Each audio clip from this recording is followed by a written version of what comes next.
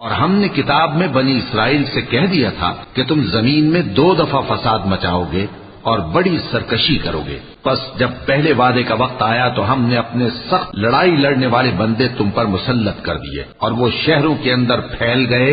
और वो वादा पूरा होकर रहा। फिर हमने दूसरी बार तुमको उन पर गलबा दिया और माल और बेटों से तुम्हारी मदद की और तुमको जमात कसीर बना दिया। अगर तुम नेकुकारी करोगे तो अपनी जानों के लिए करोगे और अगर आमाल बद करोगे तो उनका वबाल भी तुम्हारी ही जानों पर होगा। फिर जब दूसरे वादे का वक्त आया तो हमने फिर अपने बंदे भेजे ताकि तुम्हारे चेहरों को बिगाड़ दें और जिस तरह पहली दफा मस्जिद बैतुल मक़दिस में दाखिल हो गए थे